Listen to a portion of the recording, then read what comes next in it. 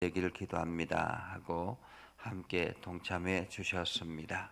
감사합니다.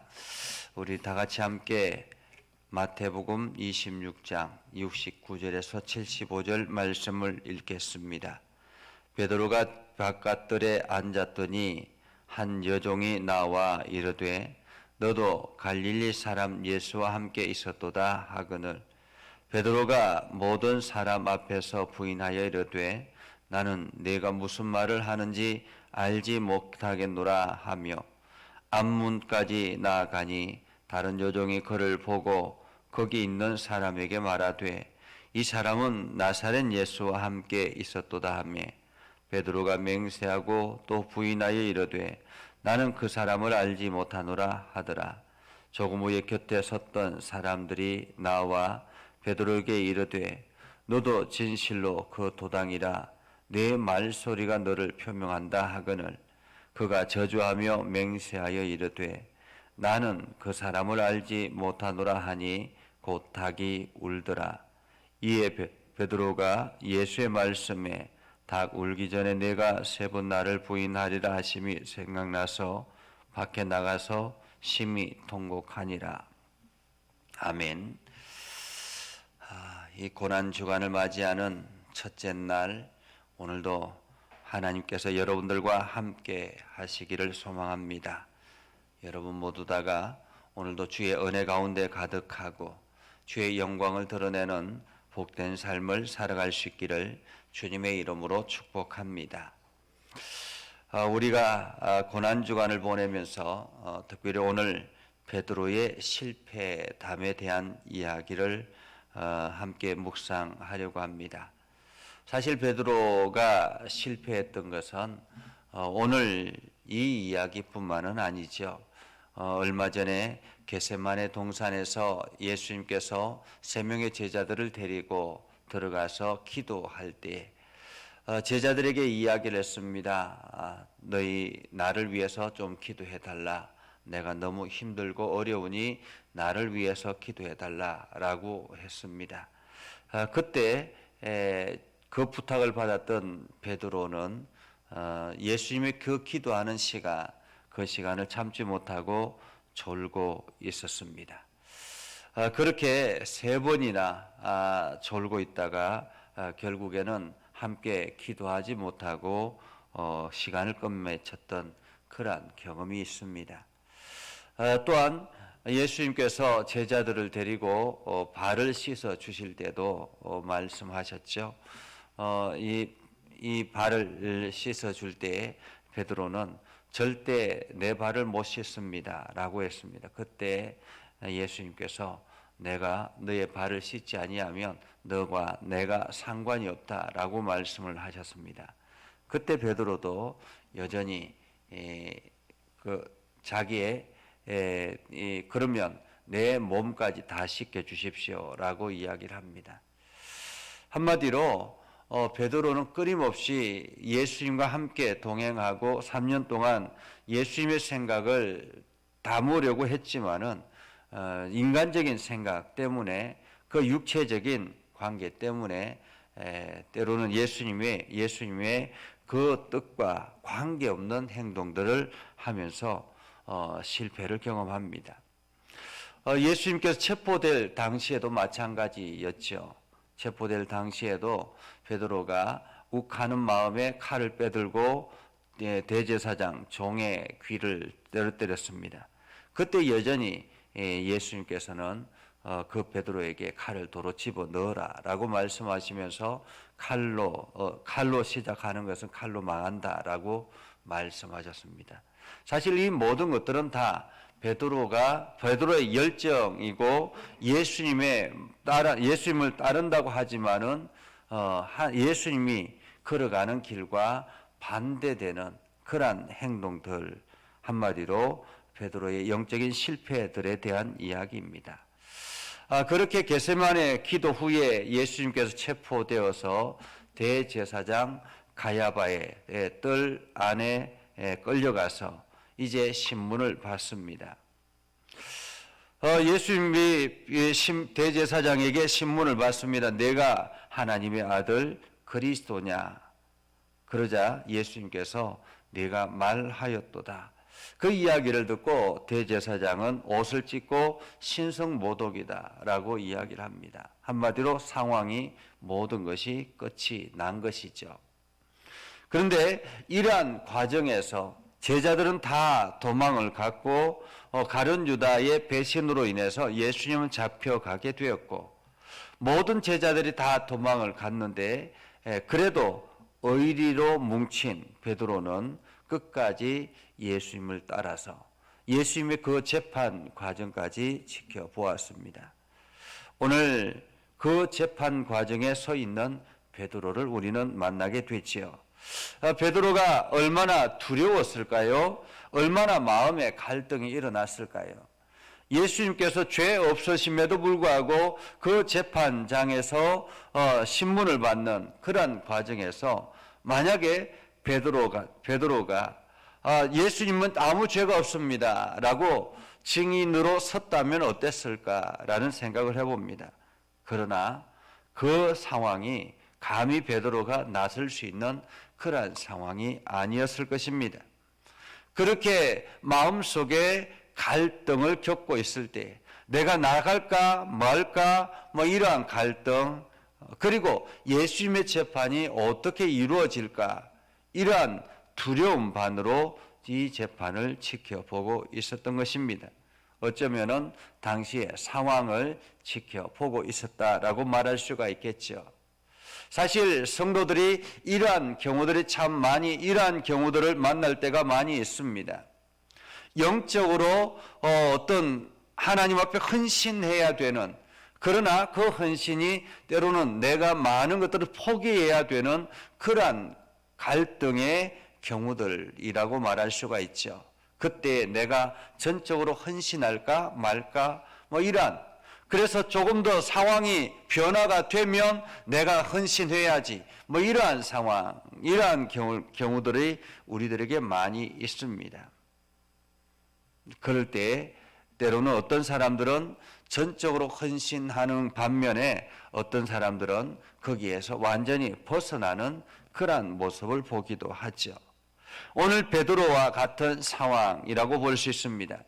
자, 베드로의 앞에 문제가 생겼습니다. 상황을 지켜보고 있는 베드로 앞에 갑자기 한 여종이 찾아와서 너도 갈릴리 사람 예수와 함께 있었도다. 이 말은 굉장히 위협적인 일이었습니다. 갈릴리 사람 예수와 함께 있었다라는 말은 그와 함께 동참하고 그와 예수와 함께 하는 일행이었다라는 의미입니다. 그러자 베드로가 큰 소리로 모든 사람 앞에서 부인하되 나는 내가 무슨 말을 하는지 알지 못하겠노라라고 합니다. 나는 내가 무슨 말을 하는지 알지 못하겠노라라는 말은 나는 저 사람을 알지 못한다라는 의미이기도 하죠. 나는 저와 관계없다라는 말이기도 합니다. 나는 저 사람과 함께 행동했던 적이 없었다라는 그러한 의미이기도 합니다. 그러면서 베드로가 급하게 그 자리를 떠나갔죠. 오늘 71절에 보면 앞문까지 나아갔다라고 말하고 있습니다. 그러면 뜰에서 지금 바깥으로 나가기 위해서 앞문까지 나아갔다라는 말입니다. 이제 완전히 그 지역을 벗어나려고 도망치듯이 앞문까지 나아갔던 것입니다. 그런데 그곳에 또 다른 복병이 있었습니다. 다른 여종이 그를 보고 거기 있는 사람들에게 말하되 이 사람은 나사렛 예수와 함께 있었다라고 말하고 있습니다. 조금 전에는 한 여종이 베드로에게 이야기를 했지만은 이번에는 다른 여종이 거기에 있는 무리들, 다른 사람들에게 이야기합니다. 이 사람은 나사렛 예수와 함께 있었다라고 말합니다. 나사렛 예수와 함께 있었다. 그러자 이번에는 베드로도 좀 더 강도 있게 이야기를 하죠. 나는 그 사람을 도무지 알지 못한다라고 말하며 맹세를 했다라고 말합니다.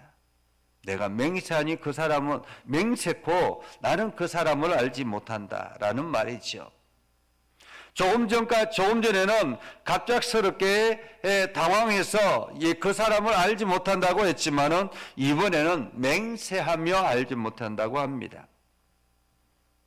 조금 전까지도 그렇게 예수님의 말씀에 순종하고 예수님을 따르려고 다짐했던 그 베드로가 이제는 맹세하며 모른다고 합니다. 그런데 시간이 조금 더 지났습니다. 조금 후에 곁에 섰던 사람이 나와 베드로에게 이르되 너도 진실로 그 도당이라 내 말소리가 너를 표명한다 라고 말합니다. 사실 베드로는 갈릴리 어부 출신입니다. 사투리가 굉장히 심했다라고 볼 수 있죠. 그때 당시에 갈릴리 어부들, 갈릴리 사투리를 쓰고 있는 사람들은 이 유대인들에게 굉장히 웃음거리, 놀림거리가 되었다고 합니다. 사실 사투리를 고치기가 굉장히 어렵죠. 저도 서울에 올라온 지가 굉장히 오래됐는데도 불구하고 여전히 사투리를 많이 사용하고 있습니다. 나도 모르게 사용하는 이 사투리, 나는 모르지만은 사람들은 알고 있죠. 그것처럼 베드로가 자기가 말하는 이 말투 그 자체가 이미 갈릴리 사람인 것을 증명하고 있었던 것입니다. 그래서 그 곁에 서 있던 사람이 베드로에게 너도 진실로 그 도당이다 라고 이야기를 했던 것이죠. 내 말소리가 너를 표명한다 라고 말합니다. 그러자 이번에 베드로가 그를 저주하며 맹세하여 이르되 나는 그 사람을 알지 못하노라. 나는 그 사람을 알지 못하노라. 저주하며 맹세하되. 이처럼 우리가 의지적으로 예수를 믿는다라는 것은 굉장히 어렵습니다. 잠깐은 의지적으로 우리가 예수를 믿을 수가 있죠. 그러나 상황이 나에게 위협을 가하거나 상황이 나를 손해되게 하거나 이러한 일들을 만나게 되면 우리는 쉽게 예수님을 떠나는 그러한 경우들이 많이 있다라는 것입니다. 또 다른 베드로가 되기도 한다라는 거죠. 오늘 이 베드로의 실패담은 단순히 베드로의 이야기가 아닙니다. 이것은 바로 오늘 저와 여러분들의 이야기이기도 합니다. 우리가 결심을 하고 하나님 앞에 헌신을 다짐하고 하나님 앞에 나아가고자 하지만은 여전히 우리는 육신의 연약함 때문에 이렇게 실패하는 경우들이 참으로 많이 있다라는 것이요. 오늘 우리가 이번 한 주간 고난 주간이라고 하며 제가 어제 성도님들에게 광고를 했습니다. 고난 주간 우리가 새벽만큼은 교회로 오지 못하면 온라인상으로도 꼭 하십시오라고 했습니다. 그런데 실제로 온라인상으로 들어오시는 분들이 그렇게 많지 않습니다. 이처럼 우리의 육신의 연약함이 우리들의 핑계거리가 될 수 있습니다. 이러한 베드로의 실패에 그 베드로의 실패에 경종을 울리는 소리가 있습니다. 바로 닭 울음소리였습니다. 닭 울음소리. 이 닭 울음소리가 바로 베드로의 경고음이었다라고 말할 수 있습니다. 브레이크라고 말할 수 있습니다. 그렇게 베드로가 그 예수님을 부인하고 실패할 때 닭이 울었습니다. 이에 베드로가 예수의 말씀에 닭 울기 전에 내가 3번 나를 부인하리라 하심이 생각이 나서 밖에 나가서 심히 통곡하니라 라고 말합니다. 여기서 중요한 단어 2개가 있습니다. 바로 예수님의 말씀 그리고 생각이 나서라는 말입니다. 우리가 세상적으로 다짐을 하고 믿음의 결단을 하고 하나님 앞에 나아가고자 헌신을 다짐하지만은 우리의 헌신과 다짐은 우리의 인간적인 생각으로 다짐하는 것은 끊임없이 실패를 경험할 수밖에 없습니다. 그런데 그 실패를 다시 돌이키게 하는 것이 바로 예수님의 말씀입니다. 오늘 베드로가 다시 돌이킬 수 있는 기회는 예수님의 말씀이 생각이 났던 것입니다. 예수님의 말씀.